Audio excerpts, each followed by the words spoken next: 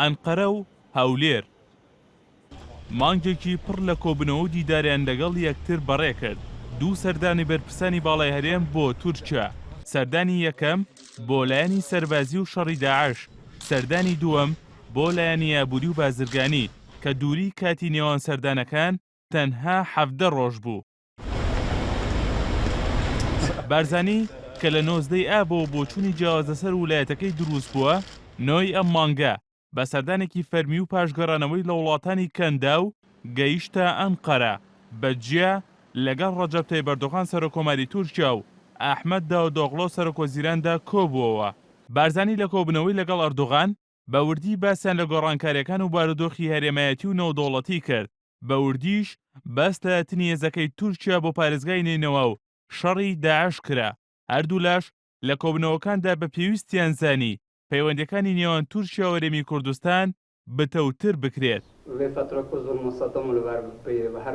تەنها دوای 17 ڕۆژ لە سەردانەکەی بارزانی بۆ تورکیا، نێچیروان بارزانی سەرۆکی حکوومەتی هەرێم بە سەردانێکی چاوەڕوانەکرا و گەیشتە تورکیا و لەگەڵ ئەحمەد داوودۆغڵۆ سەرۆکوەزیرانی تورکیا کۆبووەوە.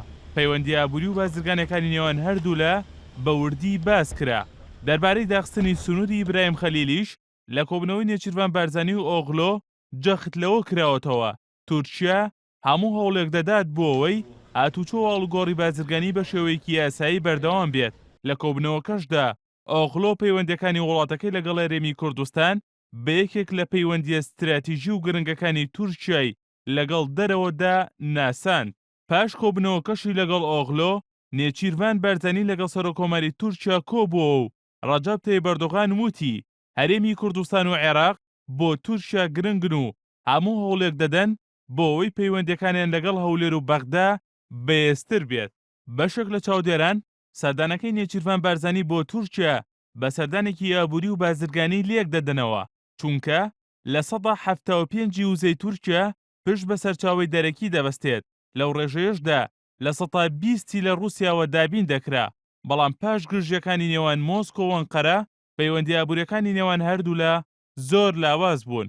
عومەر نورەدینی ئەندامی بۆردی ڕاوێژکاری نێچیروان بارزانی بە ئێناڕتی وت یەکێک لە تەوەرە سەرەکیەکانی کۆبنەوەکانی نێچیروان بارزانی لە تورکیا قسەکردن بووە لەسەر ڕاکێشانی هێڵێک بۆ گەیاندنی گازی سروشتی هەرێم بۆ تورکیا بۆ دابینکردنی گاز بۆ وڵاتە، هەروەها گەیاندنی گازی سروشتی هەرێم بۆ وڵاتانی دیکەی ئەوروپا. پێشتریش سەرۆکی لیژنەی سامانە سروشتەکانی پەرلەمانی کوردستان وتبووی گازی سروشتی هەرێمی کوردستان دەتوانێت پێداویستیەکانی تورکیا و ئەوروپا پڕ بکاتەوە، کەواتە تورکیا ئەو وزەی لە رووسیا دەستی دەکەوێت هەوڵ دەدات لە ئێستادا لە هەرێمی کوردستان دەستی بکەوێت. لە بەرامبەریشدا تورکیا بتوانێت قەیرانی دارایی هەرێم چارەسەر بکات یان کەمی بکاتەوە. هونەر ئەحسان، NRT.